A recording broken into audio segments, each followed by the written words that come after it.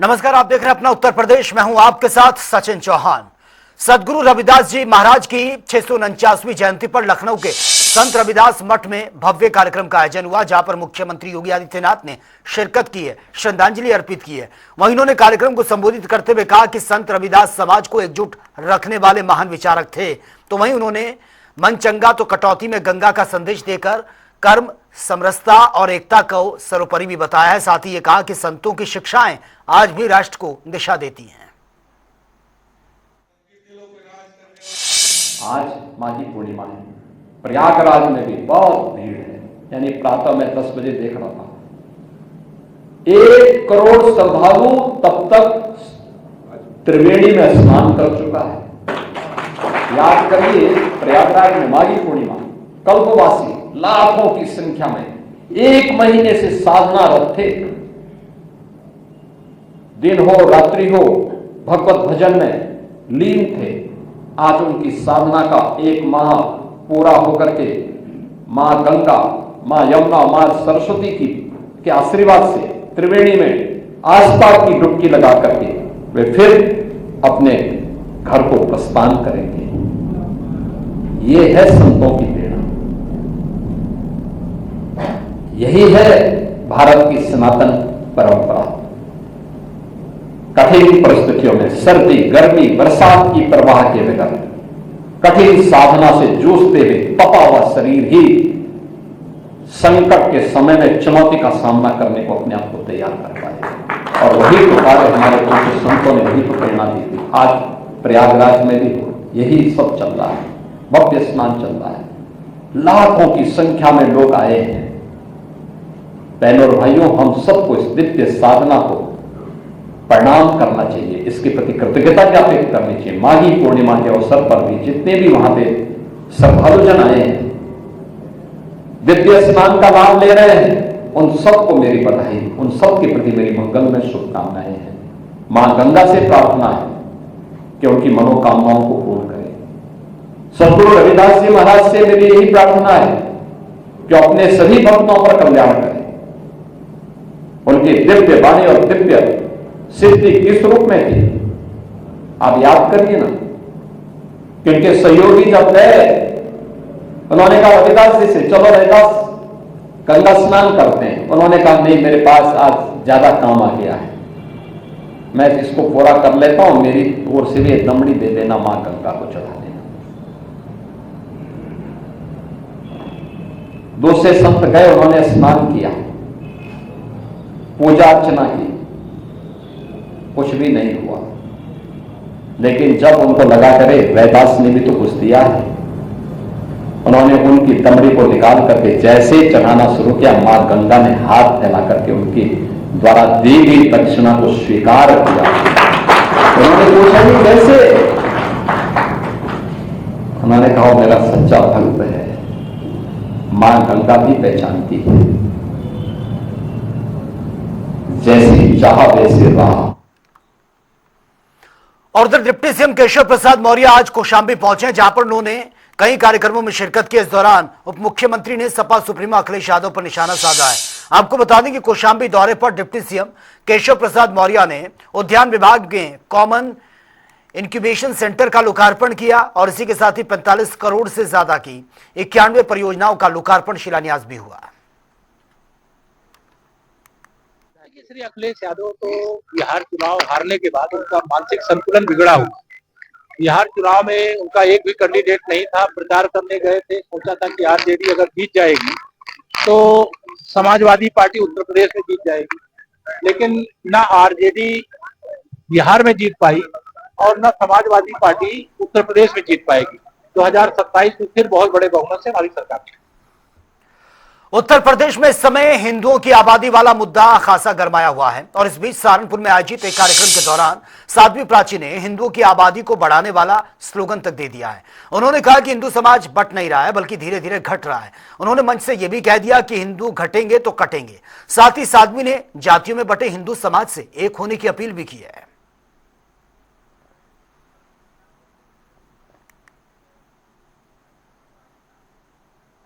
पाकिस्तान के उपराष्ट्रपति रह चुके। जब तक ये राष्ट्रपति रहे तब तक ये अपने आप को हिंदुस्तानी मानते रहे। जैसे ही उपराष्ट्रपति पद से हटे तो इनको हिंदुस्तान में डर लगने लगा था। मैं समझती हूँ जो अब ये बयानबाजी कर रहे हैं, ये देश को तोड़ने की बात कर रहे हैं। ये हिंदुस्तान को टुकड़ों टुकड़ों में विभाजित करने की योजना साबित करते हैं। हामिद अंसारी देश को बताए गजनी लुटेरा था, चोर था, आतंकी था। किसने स्वीकार किया कि वो देशभक्त? और वहीं अभी मुक्तेश्वरानंद पर सनातन को तोड़ने का आरोप लगाते हुए गौ सेवा के लिए सम्मानित विजयकांत चौहान ने कहा है कि स्वामी अभी मुक्तेश्वरानंद ने माघ मेले में गंगा स्नान ना कर हिंदू संस्कृति को कलंकित करने का काम किया और वो लगातार हिंदू समाज के उत्थान के लिए कार्यरत मुख्यमंत्री योगी आदित्यनाथ के विरोध में किसी डीप स्टेट के इशारे पर बयानबाजी कर रहे हैं। और साथ ही जो पीड़ादायक है, अस्वीकार्य है। और साथ ही अभी मुक्तेश्वरानंद द्वारा गौरक्षा के लिए दिया गया सम्मान और पदक वापस करने की भी उन्होंने घोषणा कर दी है। मेरा दुर्भाग्य है कि ऐसा ऐतिहासिक सम्मान गोरक्षक रत्न सम्मान मुंबई के कोरे केंद्र गांव में मुझे शंकराचार्य जो स्वयंभू घोषित हैं उनके हाथ से मिला था। मैं अपने आप की तौहीन मानता हूं और बड़े व्यथित मन से आज ये सम्मान स्वामी अभी मुक्तेश्वरानंद जी को वापस करता हूं और उनसे अपील करता हूं कि सनातन को तोड़ने की परंपरा से पीछे हटिए, कांग्रेसाचार्य मत बनिए, डीप स्टेट के मौर्य मत बनिए। भारत को जोड़ने के लिए, सनातन धर्म की रक्षा के लिए, धर्म के मार्ग पर चलते हुए अच्छे काम करने का प्रयास करें, भारत को जोड़ने का प्रयास करें, सनातन को जोड़ने का प्रयास करें। इस प्रकार के सम्मान से जो आपने हमारा हौसला बढ़ाने का प्रयास किया था। अंबेडकर नगर से बड़ी सड़क दुर्घटना की खबर सामने आई है। आपको बता दें कि पूर्वांचल एक्सप्रेसवे पर ट्रक की टक्कर से कार सवार 3 लोगों की दर्दनाक मौत हुई है, जबकि 4 लोग घायल बताए जा रहे हैं, चालक सहित। इसके बाद सभी घायलों को इलाज के लिए अस्पताल में एडमिट किया गया है। आज दिनांक 1 फरवरी 2026 को सुबह लगभग 8:30 बजे पूर्वांचल एक्सप्रेसवे 161 पर एक एक्सीडेंट की सूचना प्राप्त हुई। मौके पर थाना बेवाना की पुलिस और ज्ञात हुआ कि एक अल्टो कार जो कि गोरखपुर की ओर जा रही थी, इसमें एक अज्ञात ट्रक ने बगल से टक्कर मार दी, जिससे इसमें सवार एक पुरुष, एक महिला और एक बच्चे की मृत्यु हो गई और 3 बच्चे, चालक और एक महिला घायल हो गए। शव को पुलिस अभिरक्षा में लेकर पीएम और पंचायतनामा की कार्रवाई की जा रही है। घायलों को उपचार के लिए जिला अस्पताल अंबेडकर नगर में भर्ती कराया गया है। मौके पर कानून व्यवस्था की स्थिति सामान्य है। इनके घर वालों को सूचना दे दी गई है, अग्रिम विधिक कार्रवाई की जाएगी। पूर्वांचल एक्सप्रेस पर हुए सड़क दुर्घटना में 3 लोगों की दर्दनाक मौत हो गई। बताया जाता है कि एक परिवार दिल्ली से गोरखपुर के लिए जा रहा था कि माइलस्टोन 161 के पास उनकी कार एक खड़ी ट्रक में घुस गई, जिसमें 3 लोगों की दर्दनाक मौत हो गई। पूर्वांचल एक्सप्रेस पे आए दिन दुर्घटनाएं होती रहती हैं, कारण कभी कोहरा तो कभी ओवर स्पीड। यह सड़क दुर्घटना एक परिवार के लिए भारी पड़ गया है। अपने सहयोगी के साथ रोशन गुप्ता, अंबेडकर नगर से। पूर्वांचल एक्सप्रेस पर हुए सड़क दुर्घटना में 3 लोगों की दर्दनाक मौत हो गई। बताया जाता है कि एक परिवार दिल्ली से गोरखपुर के लिए जा रहा था कि माइलस्टोन 161 के पास उनकी कार एक खड़ी ट्रक में घुस गई, जिसमें 3 लोगों की दर्दनाक मौत हो गई। पूर्वांचल एक्सप्रेस पे आए दिन दुर्घटनाएं होती रहती हैं, कारण कभी कोहरा तो कभी ओवर स्पीड। यह सड़क दुर्घटना एक परिवार के लिए भारी पड़ गया है। अपने सहयोगी के साथ रोशन गुप्ता, अंबेडकर नगर।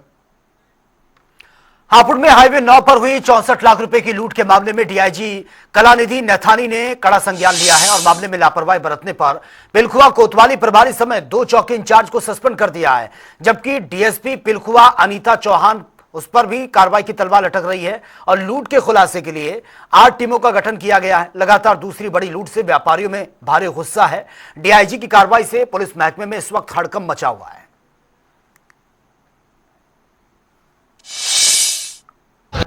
अभी यहाँ पे हम लोग डीआईजी रेंज साहब और एडिशनल एसपी हापुड़ और सारी टीम यहाँ पे है। जानकारी ये प्राप्त हुई है लगभग 3:30 से 4 बजे के बीच में। यहाँ पे एक व्यवसायी है और वो व्यवसायी दिल्ली के व्यवसायी हैं तो वो HDFC बैंक से पैसे लेके अपने जो ग्राहक हैं और उनके जो साथ जुड़े हुए लोग हैं उनके लिए पैसे लेके जा रहे थे।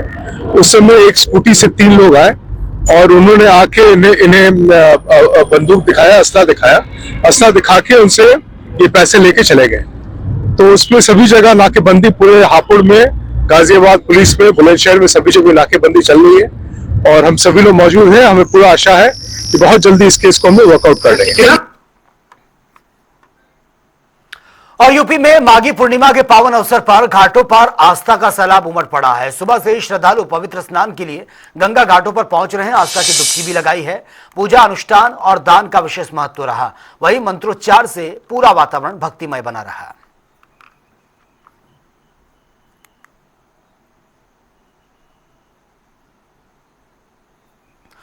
और ये तस्वीरें आपके सामने अयोध्या, प्रयागराज, वाराणसी की तस्वीर आप देख सकते हैं।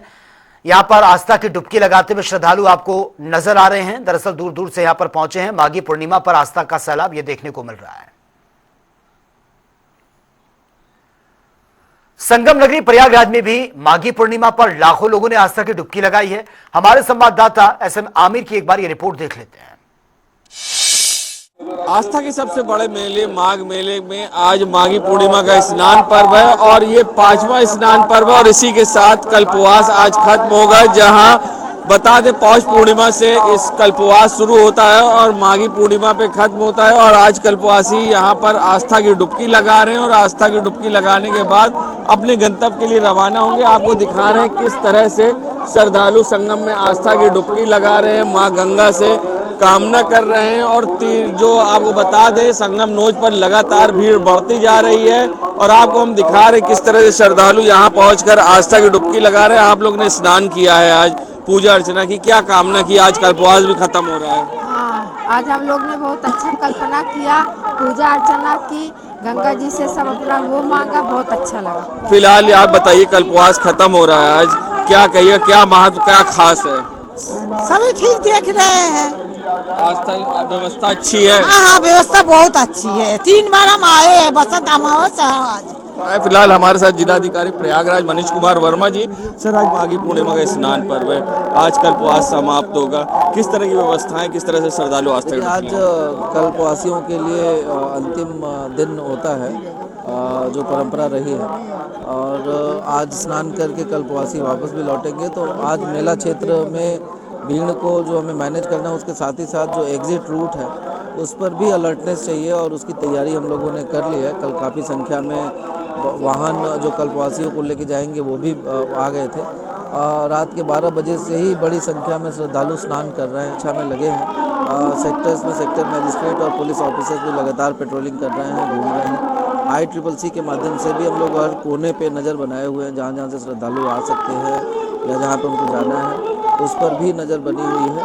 देखिए, हमारे साथ जिलाधिकारी प्रयागराज मनीष कुमार वर्मा थे, जिन्होंने बताया कि 60 से 70 लाख का अनुमान है, मगर उससे ज़्यादा श्रद्धालु आज भी आस्था की डुबकी लगाएंगे क्योंकि श्रद्धालु उत्साहित हैं और लगातार संगम नोज पर भीड़ बढ़ती जा रही है। जबकि घना कोहरा है उसके बावजूद लोग यहाँ पहुँच रहे हैं और आस्था की डुबकी लगा रहे हैं और पुलिस की भी चाक चौबंद व्यवस्थाएँ हैं, जैसे कि ATS, RAF और अन्य जो एजेंसियां हैं सुरक्षा वो भी तैनात की गई हैं। वीडियो जर्नलिस्ट सामू कुशवाहा के संग सैयद मोहम्मद आमिर, प्रयागराज।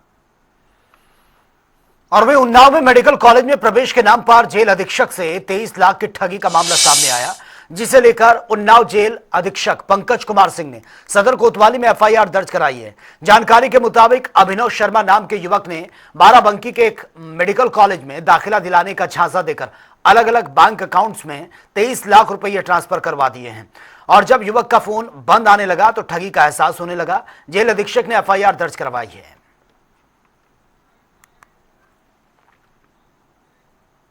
और बदायूं जनपद के सहसवान कोतवाली क्षेत्र में एक दिल को दहला देने वाली बड़ी घटना सामने आई है।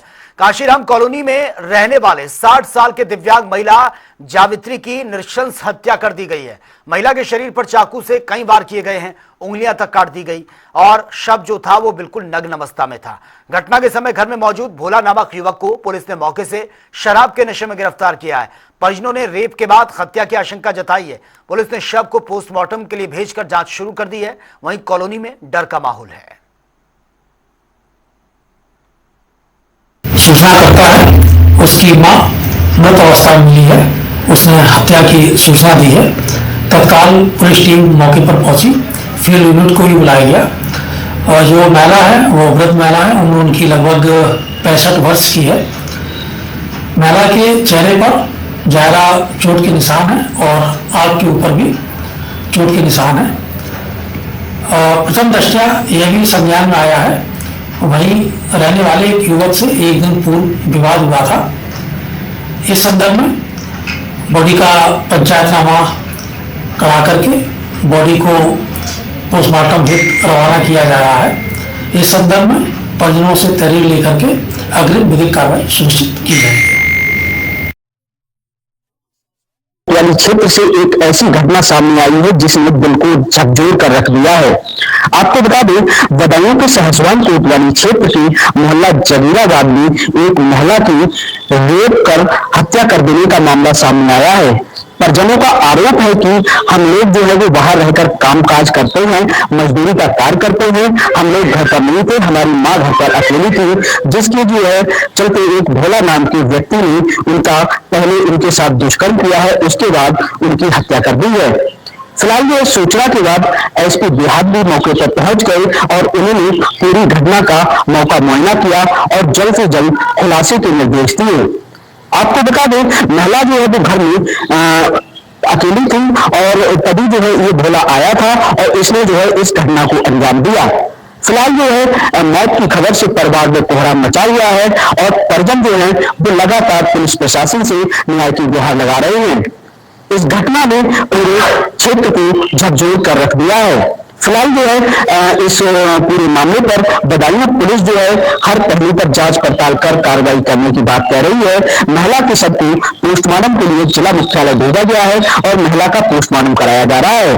फिलहाल पुलिस का कहना है कि महिला का पोस्टमार्टम कराया जा रहा है, जो भी तथ्य सामने निकल के आएंगे आगे की कार्रवाई की जाएगी। फिलहाल ये घटना जो है इसने पूरे ही क्षेत्र को झकझोर कर रख दिया है। अवधेश मिश्रा, जनता टीवी, बदायूं।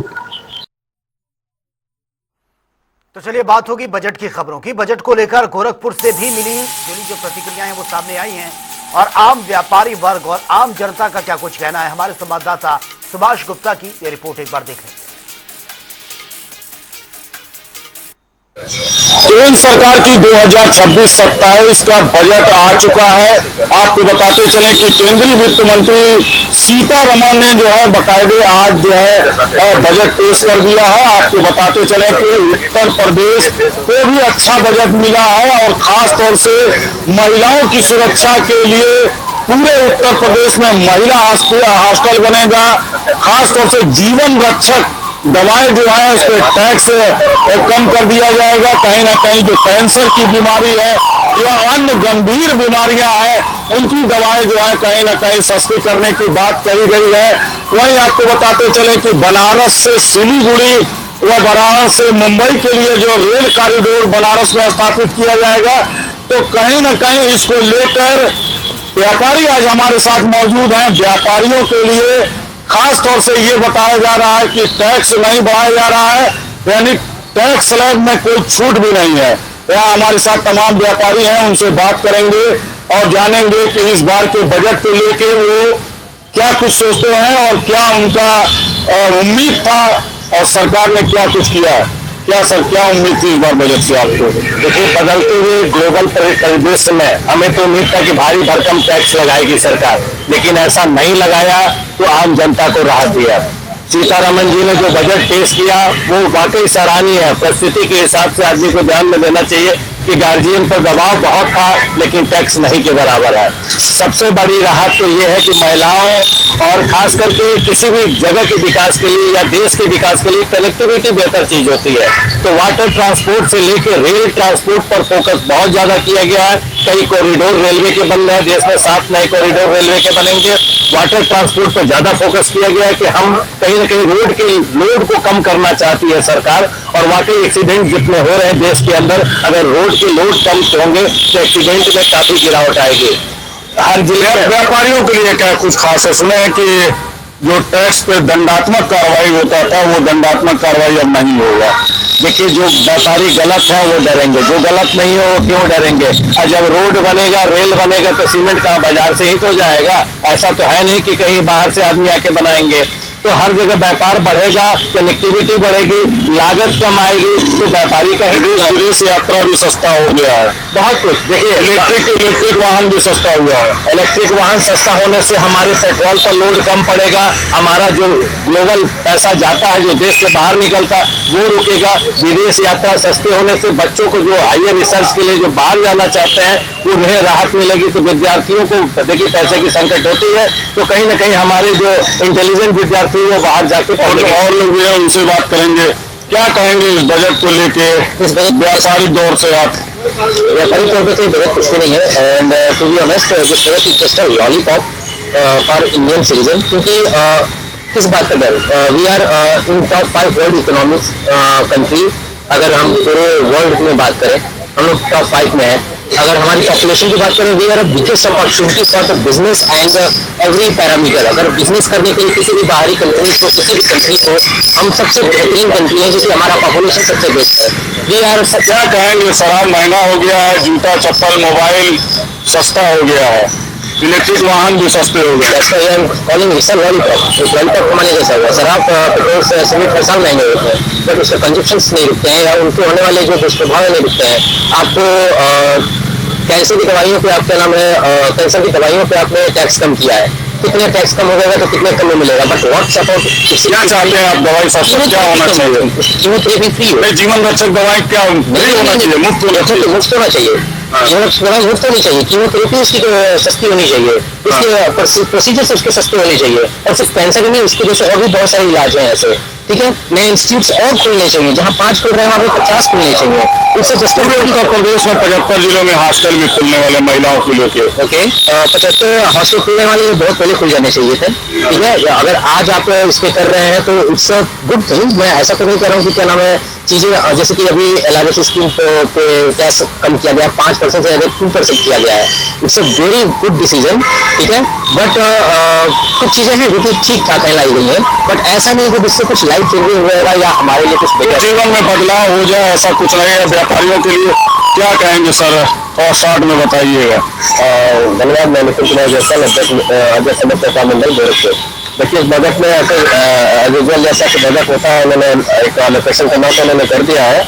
ऐसे पब्लिक को ऐसा कुछ बहुत लाभ और व्यापारी को बहुत लाभ वाली कुछ दिखेगा नहीं, ठीक है। वो ऐसा कुछ ऐसे स्पेशल कुछ नहीं किया गया है। और हम तो सबसे पहला डिमांड आपको ये करेंगे कि हमें व्यापारियों को, जैसे आपको इंटरनेशनली कंपनी में टैरिफ हमारे ऊपर ठोक दिया है 50% का, सरकार को कहीं ना कहीं उसको कम करना बजाय सब्सिडी देने के। आप हमसे जो क्रूड ऑयल पे का लाभ नहीं दिए इतने सालों से, आपको पेट्रोल और डीजल को पहले सबसे पहले सस्ता कर देना चाहिए। तो उसको GST मिलाइए, उसके टैक्सेस को कम करिए, क्योंकि इसका लाभ 2 बड़े घरानों को मिल रहा है, सबसे ज्यादा वही लोग को मिल रहा है। और उसको आम जनता को देने के बजाय आप उसको उन लोग को दे रहे हैं, ये सबसे गलत बात है। और सरकार को इसका लाभ जनता को देना चाहिए, जिससे कि हमारा इंडस्ट्री भी, हमारी लागत कम पड़ेगी, हम एक्सपोर्ट भी ज्यादा करेंगे, बाजार भी सस्ता होगा। सेकेंडरी यह है कि व्यापारियों के लिए हम लोग कई सालों से डिमांड कर रहे हैं, कम से कम 10 लाख का आयुष्मान योजना जो भी GST रजिस्टर्ड व्यापारी है उनको देना चाहिए। जो व्यापारी आपको लगातार टैक्स पे टैक्स दिया है, सबसे ज्यादा हम लोग टैक्स दे रहे हैं। कुल मिला के बजट को क्या कहेंगे, इस बार के बजट को 2026 बजट को ऐसा आपको बहुत कोई आशावादी वाला बजट नहीं देखेगा। विपक्ष के नेता तो कह रहे हैं कि बजट बिल्कुल बेकार है, धड़ाम हो गया। अच्छा, सोने चांदी का रेट भी जो है गिर गया। सोने चांदी का रेट पे तो देखिए, सरकार को इस पे और हर चीज पे, क्रूड ऑयल वगैरह रेट पे सरकार को कुछ ना कुछ नियंत्रण करना पड़ेगा कि देश के नागरिकों का पैसा ऐसे बर्बाद ना हो, क्योंकि एक साथ करोड़ों लोग बर्बाद हो जा रहे हैं। और अचानक चांदी का रेट इतना बड़ा, फिर एक ही दिन 2-4 दिन के अंदर लाख रुपया गिर जाना, कितने लोग बर्बाद करते हैं, आत्महत्या करने के उसमें चले जाएंगे। ये हम लाख समझाएं कि भैया मत इस चक्कर में। बजट को क्या कहेंगे, शॉर्ट में बताइए। बजट को शॉर्ट में कुछ नहीं, कोई विशेष बजट नहीं, नॉर्मल कोई खास बजट नहीं है। क्या कहेंगे आप, व्यापारी हैं? जैसे बजट में बोला मैंने कि संतुलन बजट है, लेकिन व्यापारियों की जो महिला व्यापारी है उनको राहत नहीं दिया गया है। भविष्य में लगता है कि इसे छोटे व्यापारी सबसे ज्यादा जब भी कुचले जाते हैं, परेशान होते हैं। क्योंकि अगर एक व्यापारी परेशान होता है तो उसका पूरा परिवार निश्चित तौर पर आर्थिक रूप से तंगी का शिकार होता है। तो बजट में व्यापारियों की राहत देनी चाहिए। और जिस तरह क्या उम्मीद कर रहे थे और अब क्या नहीं हुआ, उम्मीद का जो व्यापारी दिवाली अपने जो व्यापारी अगर दिवालिया घोषित हो जाते हैं, किसी कारण उनके घर कोई बीमार पड़ जाता है, जिस तरह उनको आयुष्मान कार्ड वगैरह का जिस तरह भी और दिया जाता है, उन लोगों के लिए भी ऐसी व्यवस्था हो जो व्यापारी निधि टैक्स में कोई छूट भी नहीं है, तो बढ़ाया भी नहीं गया। व्यापारियों के जो है जो सामान्य तौर पे जो टैक्स की बात है, सामान्य तौर पे इसको मतलब कोई ऐसा बढ़ाया नहीं गया, राहत की बात है, लेकिन भविष्य में देखते हुए हम यही सरकार से कहेंगे कि व्यापारी के हित में उसके जो टैक्स में जो भी होता है कटौती करके मछली व्यापारियों को राहत कर देने का कार्य करे। क्या सर बजट आपने देखा? बजट देखा आपने? तो कुल मिला के व्यापारियों से हमने बात किया और व्यापारियों ने कहा कि बजट में व्यापारियों के लिए कुछ खास नहीं रहा है। जिस तरीके से उम्मीद की जा रही थी बजट को लेके, उसको जो है सरकार पूरी तरीके से खड़ा नहीं उतरी है। बहरहाल कहीं ना कहीं महिलाओं के जो हॉस्टल है, महिला हॉस्टल है, पूरे 75 जिलों में यूपी में बनेगा और रेल कॉरिडोर की स्थापना होगा। तमाम तरीके की जो है बजट आई हुई है और देखने वाली बात होगी कि आगे और क्या कुछ लोगों की जो उम्मीद है उससे क्या ये बजट खरा उतरता है या नहीं। सुभाष गुप्ता, जनता टीवी, गोरखपुर।